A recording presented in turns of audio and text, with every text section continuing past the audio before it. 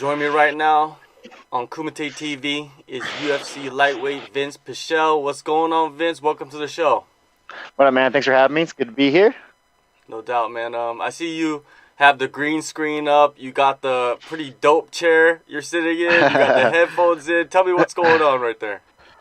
Yeah, this is my little gaming setup. I'm kind of cleaning my place right now. It's a little messed up, but I could show you it a little bit. All Pull the right. sucker off here. Yeah, I'm kind of a nerd, so when I'm not beating the shit out of people, I like to have fun and play video games. I'm a giant kid, so I got a lot of toys and shit that I play with to keep me occupied. All right. So this is basically like my computer. This is my computer station right here. All My right. keyboard, all my stuff. I got my Xbox right there. I got this monitor, that monitor, this monitor. You know what I mean? This is my green screen, of course, my chair. This is my whole setup that I got going on here. For just my nerdery when I'm not training and beating the shit out of people or my friends. You know what I mean? This is my Definitely. vice, how I get away from stuff like that. So it's pretty cool. I like it. I enjoy it. I have a good time. Yeah, definitely, man. You need to have something outside of training and fighting. You can't let that, I guess, consume you too much. How Yeah. beneficial has it been to be gaming and having your mind kind of separate from all the daily grind of fighting? Honestly, it's a big part of it. Aside from like just sleeping when I'm resting and stuff, like me having fun is a big it's a big relief off my shoulder as far as being too overworked and drained physically and emotionally, you know what I mean, as far as training goes and that kind of aspect. So, you know what I mean, as hard as I work, I like to play just as hard. That way I kind of have that equilibrium in my life, and so I don't just, drag myself in an early grave, so to speak, you know what I mean? I try not to stress out too much on work. I try to have a good time as much as I can, so that's what I do. Yeah. Well, you haven't been in the cage for a little over a year. I think you're gonna make Uh, your return in 13 months. But in that time, in that 13 months, you had an accident. Could you talk about that ordeal and give us a little bit more details? Because I don't think much has come out about that, except for what you posted. yeah, well, I was riding, I think at the time, after my fight with Gregor, I had a little bit of back injury, so I was kind of nursing a back injury. I had to get like a minor back surgery. I had to get some injections in my back and some joint manipulation type stuff. So I had that done. The doctor told me, you know what I mean, after the surgery, go about your normal life. You know what I mean? Don't even pretend like you had back surgery, you had these injections. Just do what you would normally do. So the next day, my buddy's like, "Hey, let's go for a motorcycle ride." I'm like, "Sweet, let's go." So we're cruising along. Um, we take off. We're riding through the canyons. You know what I mean? We're having a good time. Both my buddies have a street bike, so I'm just cruising. These dudes are hauling ass to the canyon. So we're just hanging out, doing our thing. We go to Neptune's Net. We go to take off. When we take off from Neptune's Net, we all kind of just separate. You know what I mean? So I'm on my own, and these guys take off because we all live different directions. So I'm driving. I'm going through the canyons. I'm not even sure what road it was. It was near like Mulholland and Canaan, and I was on a straightaway, and there was like a T intersection, and there was a car sitting at that T intersection waiting to pull out. And to be honest, I don't even know if it was that car or something else that hit me, but I just assume it was the car, even though I didn't really honestly see what hit me. But something hit my back end of my bike, threw my back end of my bike up in the air and to my right. My tire caught on the right, whipped me back to the left. As soon as my tire whipped left, my bike just slammed down and I went flying. Um, I kind of crashed, rolled. I rolled myself out of the street, just kind of laid there for a minute. Um, oh shit. Hold on a second. Can you hear that? No, I Hold don't on a hear second. anything. Some noises just came out my ear. My computer's doing weird shit. So okay. So I hit. I go flying. I hit the ground. I roll myself out of the street so I don't get ran over. Um, I don't honestly remember. I don't really remember like a car driving by or anything like that. Honestly, I don't know. It just all happened so fast. I remember I was getting up or I was laying there and a bicycle rider came by and was like, "Holy shit, man, are you okay? What happened?" And I was like, "Fuck, I don't even know, man. I think I just got hit or something. Like I have no idea." So I get up. He's like, "Give me call an ambulance." I'm like, "Nah, let me lay here for a minute." So I lay there for 2 to 3 minutes. I get up. I start walking around, and and I'm okay. I'm pretty banged up, but I'm okay. Obviously, my whole arm and my back was pretty road rashed up. I got up. I'm looking around. It's just me and this biker dude. So I'm kind of just like, "What the fuck just happened?" You know what I mean? I had no clue what happened. Um, I get up. The biker helps me lift my bike up. I had a Harley, a Dyna Street Bob, so he helps me lift the bike up. My handlebars are tweaked. My bike doesn't look too damaged. You know, it's just minor things like my lights and a couple things were banged up. My levers were broken. My shifting foot pegs and stuff were bent. Just little stuff like that. And then some dents and dings. But I had the bicycle rider help me bend my handlebars straight. And I was like, fuck, I got to get out of here. So, I mean, I kind of just jumped on my bike. It started up again. So I jumped my bike. I started it. And I rode back to Neptune's Net, kind of the opposite way of where I was headed back to home. I went to Neptune's Net. I washed out the rocks out of my elbow and a little bit out of the back. I actually had one of the guys at Neptune's Net help me wash out my back because I couldn't reach it. So I was in their bathroom just without my shirt on, just having to scrub my back and shit, getting all the rocks and stuff out of my back. I put some gauze or some minor band-aids on it. And then I rode my bike from Neptune's Net back to Simi Valley Hospital, which is, I don't know, I want to say like maybe 5 to 10 miles. I just took side streets. My bike was really janky, but I was just riding super slow. I mean, I didn't have AAA or anything, and I didn't know anyone at the time. I couldn't think of anyone to like come get me, so I just rode to the hospital, and I sat in the hospital for the rest of the Sunday morning. I think that happened around like 9 o'clock in the morning on Sunday, and then 9 or 10 o'clock, and then I was in the hospital I think around 11:30, and I was there until it got dark, maybe like 8 or 9 at night. I had to get a bunch of X-rays, MRIs, and stuff like that. To be honest, I don't really know what happened. All I know is I got nailed. My bike whipped one way, the other way, and then I went flying. The bike got totaled. I filed a police report, and honestly, no one was there. So there's really nothing I could do about it. You know what I mean? I just kind of had to deal with the situation as it was. So that was my motorcycle accident, which is pretty shitty. Needless to say, my back got a little more fucked up for the accident, so I had to get another back surgery after that. I had to get more injections and more joint relation types work done to my back. So I did that for another couple months, and then just kind of recuperated slowly, got myself back in the gym, and started looking for a fight, man. Here I am. How was the recovery? Did it go smoothly, or did it take longer than expected after getting the surgery and the injections? I mean, I imagine it took a little longer than it was supposed to because of the motorcycle accident, but it seemed really slow to me. I mean, I wanted to get right back at it and fight. I was super upset about my loss to Gregor. I felt like I shouldn't have lost that fight. You know what I mean? The game plan was kind of going the way it was supposed to, but a little off. You know what I mean? I was a little off on my plan. But you know what I mean? I made a mistake and he caught me. You know what I mean? So it is what it is. But I definitely wanted to kind of come back as quick as I could and kind of revamp myself from that loss. You know what I mean? Because I don't know, losing sucks, and I didn't want to lose that fight, and I felt like I should have won that fight. Honestly, I wanted to shut that dude down. Having this time off, did it kind of erase that memory, or is it still kind of eating at you a little bit, heading into this fight? No, losses never go away from me.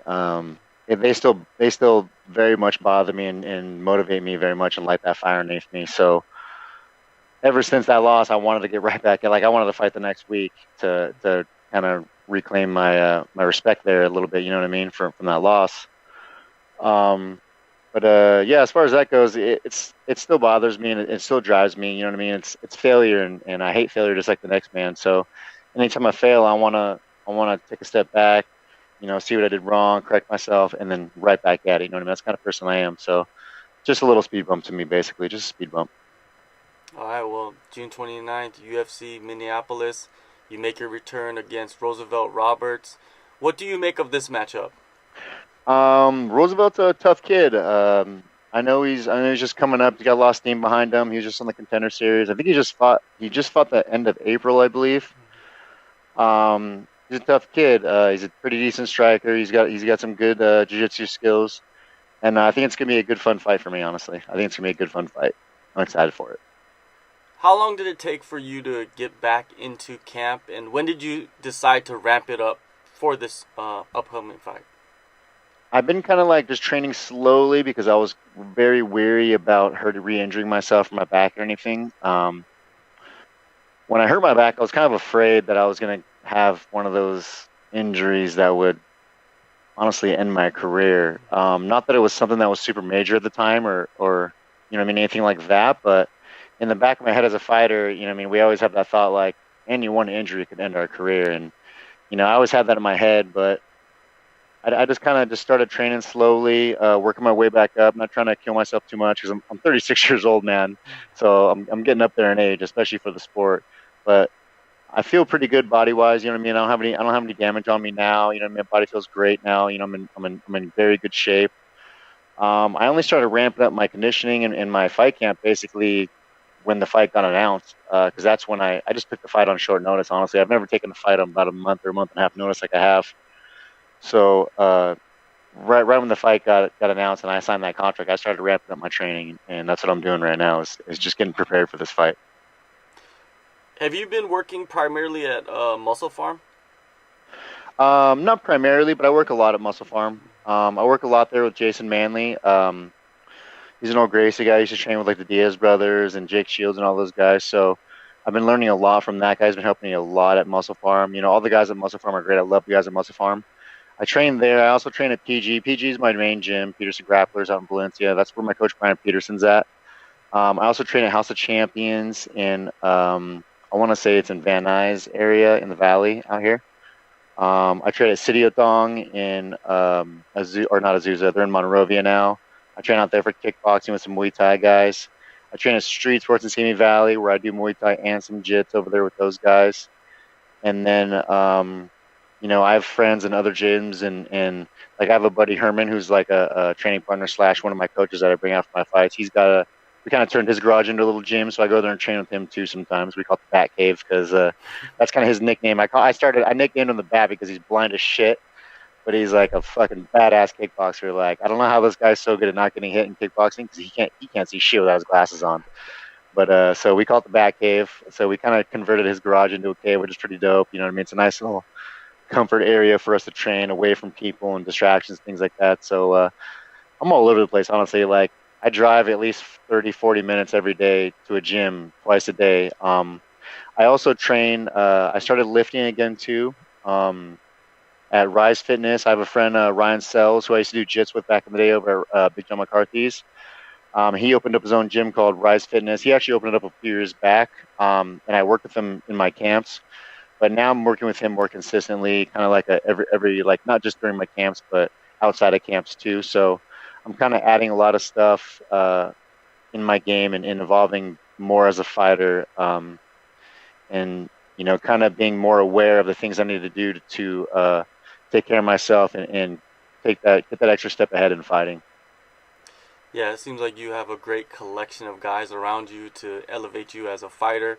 You know, you say you drive 30 to 40 minutes everywhere you go train. Is there something you do in that time in the car? Is it a time for you to kind of decompress a little bit, or do you listen to anything, or what's going on in that moment? Honestly, I don't really want to say this, but most of the time when I'm in my car, I'm fucking more pissed off than any other time in my life because I get such bad road rage because I live in California and people are fucking idiots out here. They're constantly cutting you off and driving like idiots. People are texting while they're driving. And I just get super irritated while I drive. So like my road rage is fucking through the roof sometimes. So I just kind of try to blast my music and just ignore it the best I can and get myself to the gym before I kill someone on the way there. Well, I guess it gives you some energy when you're entering the gym, right? Yeah, it does actually. It gives me a little bit of anger and a little bit of fighting, a little more of a fighting mentality when I get to the gym at first. But yeah, it definitely helps. Now, you did take off 3 years before and came back and you knocked off 2 in a row. You know, you look phenomenal in those fights. Ring rust doesn't seem like it's in your vocabulary, man. And you've taken a year off now. How do you prepare yourself to, enter the cage with so much time away from the cage? You know, is there something you do mentally? Honestly, if there is, I wouldn't be able to describe it. Just describe it to you. The thing that I this is really funny. So I used to talk to this guy.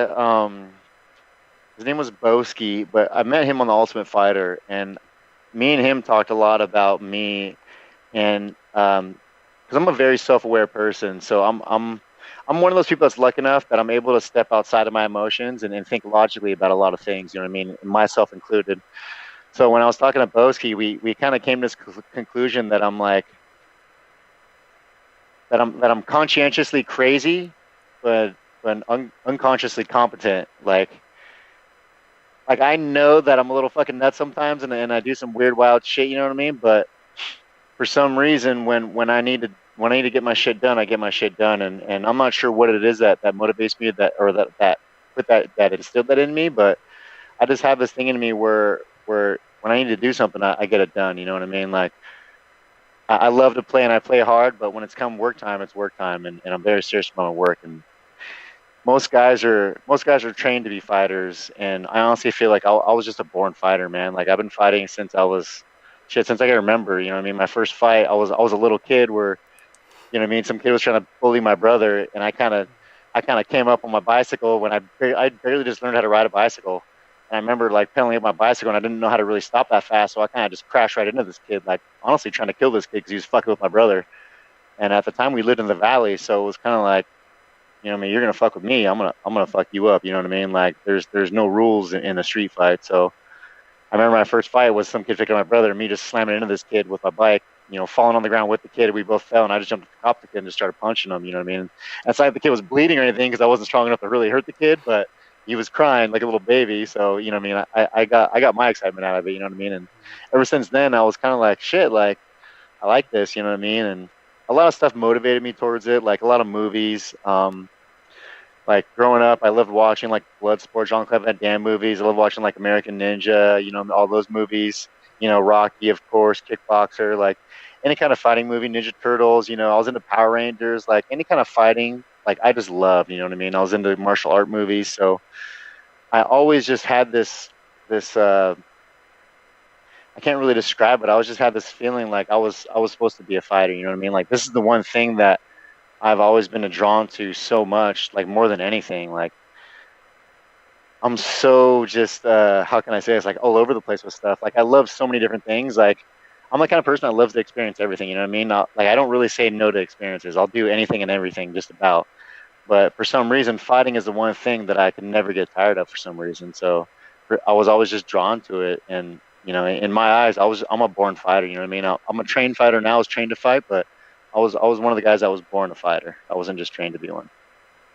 Well, society is lucky that you have the UFC, right? Yeah, I honestly used to get a lot. I used to get in a lot of trouble. I got arrested a lot for it.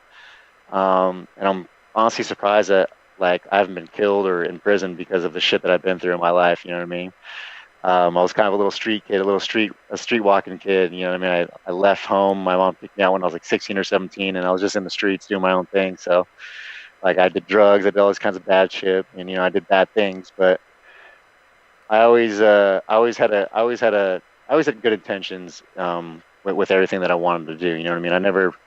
I was never malicious to people that didn't deserve it or anything like that. I was always just it was to protect myself or others who couldn't protect themselves, and you know sometimes for respect, sometimes for anger, sometimes you know what I mean to protect people. So you know fighting has always been something that's just been with me, and I can't deny it. So I just stuck with it. Shit. As of late, you know, if you watch the UFC, they've been matching up a lot of veterans with rising prospects, and I believe this is kind of, you know, a situation right here. You're a veteran, he's a rising prospect. Have you noticed this trend in the UFC? Yes, I have actually, and I don't want to say it's nothing new because I don't really feel like it is, but I will say this: like when I was first training in 2007, when I first started training any kind of martial art or MMA at all, in my head I was like, I want to fight these guys. You know what I mean? I want to fight all these veteran guys that are good. So like as a fighter, you want to fight the better guys. You know what I mean? Like of course you want to like some guys want to take good fights or good fights for them, so to speak. Excuse me, easier fights. I could say also, but like it's just part of the game. You know what I mean? Like it's just a natural order. It's a circle of life. You know what I mean? Fighting has its own circle of life, and that's the circle of life of fighting. It's always the young lions trying to take out the old lions. You know what I mean? The old lions basically saying like, "Come get some motherfucker." Like we'll see what's gonna happen. So that's the way it is, and that's the way this fight's gonna be. And UFC's been kind of wanting me to fight a lot of undefeated guys and give them their first losses, and I'm more than happy to give guys their first loss. You know, Roosevelt Roberts ain't going to be the first, second, third, or even fifth guy that I get his first loss to. So, and I'm sure he's not going to be the last. I talked to Glover Teixeira, and Oh, he's kind Teixeira. of in the same position, you know. And I asked him the same question, and he's just like, "Yeah, man, I don't care. Bring on the young guys, and let me knock Yeah, them off one by one." He's been doing it, you know. So you can't deny it. You know, you're fighting for your place, and it could kind of bring the best out of you, I think. yeah, yeah. It really does. It's a very good to me. It's a really good. How can I say this? It's a good reference to see where you're at. You know what I mean? Like I was actually talking to Ryan Drexler. I don't know if he is. He's one of he's the CEO, basically the owner of Muscle Farm. And when I train at Muscle Farm, there's all the kids in there are like in their early to mid 20s. You know what I mean? And I'm 36, so when I go in the train with these kids, like a lot of times I wear these kids out. You know what I mean? And I'm super strong still for my age. Like my body, like he's teasing me because he's like, "How old are you, Vince?" And I'm like, "I'm 36." He's like, "Fuck, man." He's like, "I don't know what you put in your Cheerios or you got good genes or what." He's like, "But." He's like, "You're probably gonna be fighting for a whole lot longer than you know what I mean you are right now." And I was like, "Well, I don't know if I really want to, you know what I mean? Like, I don't want to like I'm the kind of guy that I would love to stay fighting forever, but I don't want to be the guy that turns into like Anderson Silva who like or BJ Penn who doesn't know when to let go. You know what I mean? So that's one thing that I'm afraid of is I don't want to be that guy that doesn't know when to let go. And I don't really feel like that's going to be the thing with me, but I feel great and my mentality is super good. Like if you ask anyone about me, like I got a mentality of like a 25-year-old, you know what I mean? Like I'm super young at heart. I'm always having a good time laughing, you know what I mean? I'm always just super happy go lucky with my friends and family and even people that don't me, you know what I mean? I'm always just having a good time, always a smile on my face. But you know, man, I think that's just it, man. Like it's all about perspectives and my perspective is this is my thing, it's what I love to do and I'm still enjoying having fun, so I'm gonna keep at it, man. I'm not gonna stop. And if some young lion wants to come try to take my shit, I mean, he better pack a fucking lunch because this ain't gonna be no easy job.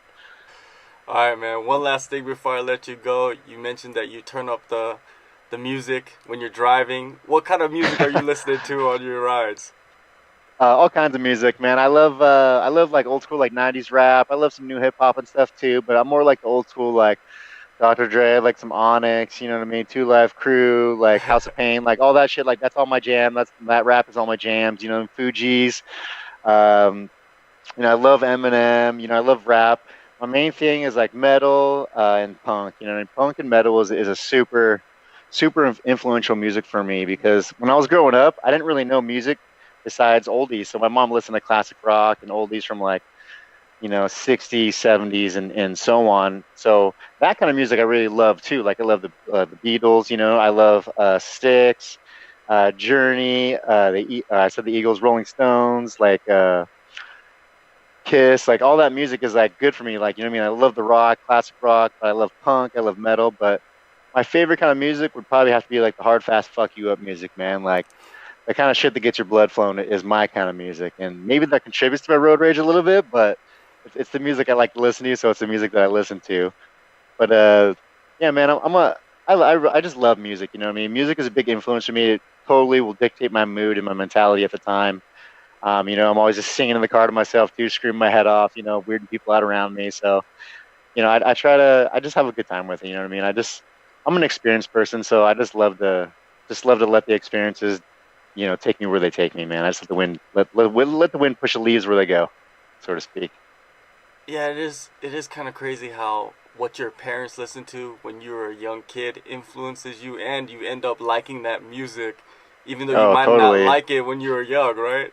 Yeah, totally. And I didn't even actually even know about music or like any kind of music besides like classic rock and oldies until I was geez, I want to say like sixth grade till I moved out here in Simi Valley after that the earthquake in '94 because that's all the music we were listening to. You know what I mean? Like we grew up super poor. Excuse me. I grew up with my mom and I had four other siblings. I had a younger brother, younger sister, and then two older sisters. So we were like, and it was just my mom, and we grew up like kind of like my mom took care of us, you know what I mean, and she did what she had to do, but we didn't really have everything, you know what I mean. We didn't really have much, but what we did have, you know, were things that I enjoyed and definitely didn't take it for granted. So once once we moved out here and I started making friends, that's when I started like becoming friends and having friends and stuff. Because when I was younger, I used to get picked on too. Honestly, I was small. I got picked on a lot, and I started. I think remember the first song I knew besides like classic oldies and stuff was Beastie Boys. Beastie Boys was the first band I ever started listening to, and the first song I believe was like Brass Monkey. And I remember when I went to Sycamore Elementary out here in Simi, I had some friends that I still honestly talk to from time to time. What was it? What was his name? I think it was like Josh Siegel and like John Hardy, my buddy Jer Weiler, who I still talk to. They were all like singing this song. We were playing dodgeball, and these guys were just singing this song. And I'm like, what the fuck are you guys singing? Like, what is that? Like, it sounds like kind of cool, you know what I mean? They're like, oh man, it's Beastie Boys. And then one of them gave me the CD, and I was like, I don't have a fucking CD player. Or no, they gave me a tape. They gave me a tape. There wasn't even CDs then. He gave me a tape, Yeah. and then I was like, I don't have a tape player besides in the car. So we got in the car, and I stuck it in. And my mom's like, what the fuck is this? You know what I mean? And like took it out and chucked it out the fucking window. And I was like, what the fuck? Like, wow, that was my only music. That was like the only tape I ever had. You know what I mean? Like, other than that, what we had to do was I had to go to my mom's stereo at the house and put a tape in there and then wait for songs to come on the radio and then record the song. Yeah. You know what I mean? But it wasn't the same kind of music. It was like oldies. Like the songs I had on there were like Pretty Woman and Sympathy for the Devil and like Painted Black, you know, music like that. So like those were like my mixtapes back in the day. And I honestly think my mom probably still has some of that shit, you know, that she's been hoarding for I don't know what reason, you know what I mean? 'Cause she's that kind of person. She's got some sentimentality to her, which I feel like we all do. But yeah, man, it was just that. It was kind of cool. And then CDs came around, and once CDs came around and music was a little more accessible, I got my hands on like a little portable disc man, and my friends, I would just borrow CDs from my friends, and I'd play the CD, and I would have I remember I rigged it like I was a very like I was one of those kids that I would take things apart and put it back together just so I could figure out how it worked. Like that's how like my mind always worked. Like whether it was like my Nintendo or you know what I mean, a stereo or anything that I could take apart, I would take it apart and try to figure out how it worked and look how the mechanisms work so I could understand it, and I put it back together. So I eventually figured out that I could plug my CD player into my mom's stereo, and I could record songs off the CD onto tapes. So then I started making my own actual mixtapes like that, and then you know what I mean. I started doing that, and I would listen to that at home, and that's how my evolution of music started, like kind of coming to me. And now everything's all digital, and there's no CDs or tapes now. Like my car doesn't have a CD player, so it's like now I got Spotify and I can listen whenever I want. So like music's just crazy now, but it's just amazing the way things are and how things turned out. But all these little things just influences in my life, you know what I mean? That kind of dictated me and put me where I am today. But it's pretty cool. It's kind of funny thinking back on this kind of stuff. Yeah, man, it makes you who you are, and the kids nowadays, even probably kids that you train with, they have no idea of sitting in front of the radio, waiting to record songs onto the no tape. Clue. They don't know about that. They don't know about the old ways. Hell no. That's like ancient history for them. So yep. It's funny. Shit, we used to have a black and white TV when I was growing up. Like we didn't have a color TV. I didn't have cable or color TV until I was, I think I was like 15 when mom got her first color TV. Like we had a little 19-inch black and white TV. You know what I mean? That was like what we watched TV on. And so like that's just how it was for us. You know what I mean? Like that's how my life was. So it is kind of cool and it's kind of funny. But I laugh now because my sisters all have kids. You know what I mean?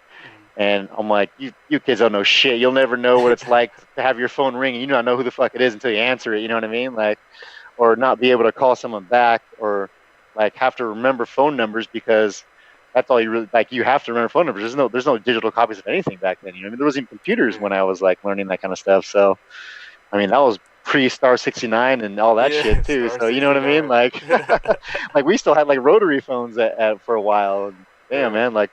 It makes you feel old and shit, but like I'm glad that I got to see like the world, what it was then and how it is now. You know what I mean? Yeah, it's man. I think cool. we, the generation, because I'm 40 years old. I'll be 40 years old this year, and I think we are part of that that tweener generation where we experienced both sides of this world. Yeah. The change, the 2000. When the the millennium happened and everything. So.